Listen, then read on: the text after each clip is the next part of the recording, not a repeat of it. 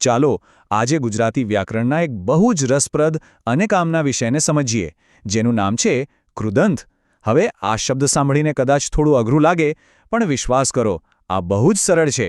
જો કોઈને ગુજરાતી વાક્યોને વધારે અસરકારક બનાવવા હોય તો કૃદંતને સમજવું ખૂબ જ જરૂરી છે. ચાલો ત્યારે શરૂ કરીએ. શરૂઆત માટે જરા આ વાક્ય પર નજર કરીએ. રમતા બાળકોને જુઓ. આમાં જે રમતા શબ્દ છે એ શું કરી રહ્યો છે? એ બાળકો વિશે કંઈક કહી રહ્યો છે, ખરું ને? કે બાળકો શું કરી રહ્યા છે? આ શબ્દ આવ્યો છે તો ક્રિયાપદ રમવું પરથી, પણ એ વાક્યનું મુખ્ય ક્રિયાપદ નથી. બસ આ જે ખાસ પ્રકારનો શબ્દ છે ને, એને જ કૃદંત કહેવાય. અને આજે આપણે આ જ સમજવાના છીએ. તો પછી આ કૃદંત છે શું? એકદમ સરળ ભાષામાં કહીએ તો કૃદંત એટલે એવો શબ્દ જે છે તો ક્રિયાપદનો જ અંશ, પણ એણે કપડાં બદલીને વિશેષણ કે ક્રિયાવિશેષણનું કામ ઉપાડી લીધું છે. એ વાક્યમાં ક્રિયાની સ્થિતિ બતાવીને એને વધુ ઊંડાણ અને સ્પષ્ટતા આપે છે. ચાલો હવે સૌથી પહેલા અને સૌથી વધુ વપરાતા કૃદંતના પ્રકાર પર જઈએ. વર્તમાન કૃદંત. નામ પરથી જ ખબર પડી જાય છે કે આ કોઈ એવી ક્રિયા બતાવશે જે હાલમાં ચાલી રહી છે. હા, બિલકુલ. આ કૃદંત એવી ક્રિયા બતાવે છે જે સતત ચાલુ છે. માની લો કે એક કામ થઈ રહ્યું છે અને એ જ સમયે બીજું કંઈક પણ બને છે. તો આ જે થઈ રહેલી ક્રિયા છે ને, એને બતાવવાનું કામ વર્તમાન કૃદંત કરે છે. તો પછી આને ઓળખવો કઈ રીતે?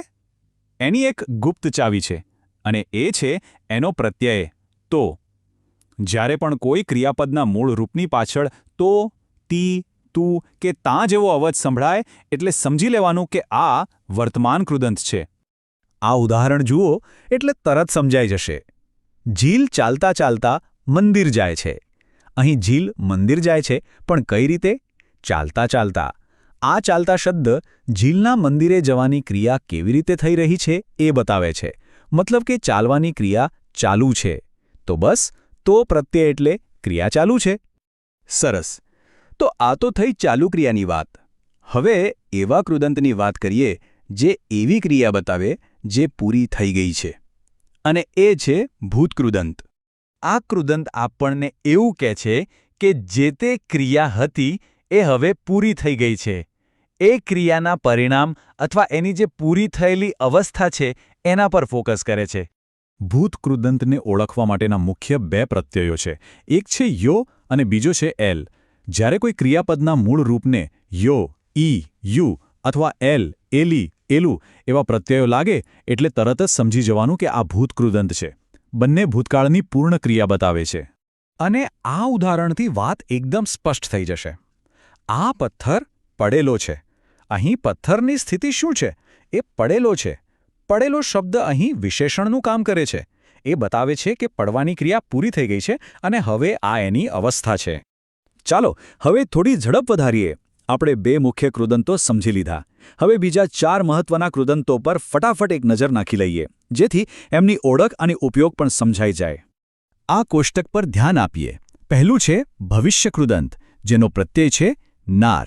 આ ભવિષ્યમાં ક્રિયા કરનાર વ્યક્તિ કે વસ્તુ બતાવે છે, જેમ કે ગાનાર કલાકાર. પછી છે વિદ્યર્થ કૃદંત, જેનો પ્રત્યય છે વો. આ કોઈ ફરજ કે કર્તવ્ય બતાવે છે, જેમ કે આપણે સાચું બોલવું જોઈએ. ત્રીજું છે સંબંધક કૃદંત, જેનો પ્રત્યય છે ઈને. આ બતાવે છે કે એક ક્રિયા કરીને પછી બીજી ક્રિયા થઈ, જેમ કે જમીને પાણી પીધું. અને છેલ્લે હેત્વર્થ કૃદંત, પ્રત્યય છે વા. આ ક્રિયાનો હેતુ બતાવે છે, જેમ કે તે રમવા ગયો. જુઓ, દરેક પ્રત્યય વાક્યને કેવો અલગ અર્થ આપે છે. તો આખી વાતનો સાર શું છે? આ કૃદંત આટલા મહત્વના કેમ છે? ખાસ કરીને જ્યારે કોઈ ગુજરાતી શીખી રહ્યું હોય. ચાલો એ સમજીએ. તો આટલી ચર્ચા પછી આપણે શું શીખ્યા? ચાલો ટૂંકમાં યાદ કરી લઈએ. પહેલી વાત, કૃદંત એટલે ક્રિયાપદના જ એવા રૂપ જે વિશેષણ કે ક્રિયાવિશેષણનું કામ કરે છે. બીજી વાત, એ ક્રિયા ક્યારે અને કેવી રીતે થઈ રહી છે એની વિગતો ઉમેરે છે. ત્રીજી અને સૌથી અગત્યની વાત, એમને ઓળખવાની ચાવી છે એમના પ્રત્યયો. અને છેલ્લે કૃદંતના ઉપયોગથી આપણા વાક્યો વધુ સચોટ અને અસરકારક બને છે. બસ આ 6 મુખ્ય પ્રકારો. આટલું સમજાઈ જાય પછી ગુજરાતી ભાષાના વર્ણનાત્મક વાક્યોને સમજવાનો અને વાપરવાનો એક નવો જ દરવાજો ખુલી જાય છે. આની તાકાત સમજવા માટે આ નાનકડી સરખામણી જુઓ. એક વાક્ય છે, છોકરો દોડે છે. સાદું અને સરળ. પણ જ્યારે આપણે કહીએ દોડતા છોકરાને જુઓ, ત્યારે આપણે દોડવાની ક્રિયાનો જ ઉપયોગ કરીને છોકરાનું વર્ણન કરી દીધું. બસ આ જ તો કૃદંતનો જાદુ છે. અને અંતે નમસ્કાર. ગુજરાતી વ્યાકરણના મહત્વના અંગ કૃદંત અને તેના પ્રકારોના આજના આપણા ઝડપી અને સચોટ સારાંશમાં તમારું સ્વાગત છે. જુઓ, મૂળ તો આ કૃદંત ક્રિયાપદના રૂપ પરથી જ બને છે, પણ તે ક્યારેય વાક્યનો અર્થ પૂરો નથી કરતા, બલકે વાક્યમાં નામ કે વિશેષણ તરીકે કામ કરે છે. તમે એમ વિચારો ને કે કૃદંત એક એવા બહુરૂપી અભિનેતા જેવો છે જે જન્મે તો ક્રિયાપદ છે, પણ વાક્યના સ્ટેજ પર તે નામ કે વિશેષણનો રોલ મસ્ત રીતે ભજવે છે. તો ચાલો સમજીએ. પહેલું, સમય દર્શાવતા કૃદંતો. હવે તમે કહેશો કે શું આપણે શબ્દની પાછળનો માત્ર એક અક્ષર જોઈને કાળ ઓળખી શકીએ? હા, બિલકુલ. જો ચાલુ ક્રિયા હોય તો છેલ્લે ત આવે, જેમ કે રમતા. જો ક્રિયા પૂરી થઈ ગઈ હોય એટલે કે ભૂતકાળ માટે ય કે એલ લાગે, જેમ કે પડેલું. અને ભવિષ્યની વાત કરવી છે તો બસ નાર લગાવી દો, જેમ કે બોલનાર. બીજું, ફરજ અને હેતુ દર્શાવતા કૃદંતો. સમયની વાત તો થઈ ગઈ, પણ હેતુનું શું? જો કોઈ સામાન્ય ક્રિયા કે ફરજ બતાવી હોય તો શબ્દને અંતે વ આવે, જેમ કે વાંચવું. પણ જો તમારો કોઈ ચોક્કસ હેતુ હોય તો પાછળ વા કે વાને લાગશે, જેમ કે મેદાનમાં રમવા જવું. એકદમ સિમ્પલ, ખરું ને? અને અંતે, જોડાણ કરતો સંબંધકભૂત કૃદંત. આ કૃદંત પહેલાં થયેલી ક્રિયા દર્શાવીને મુખ્ય ક્રિયા સાથે સંબંધ બાંધે છે.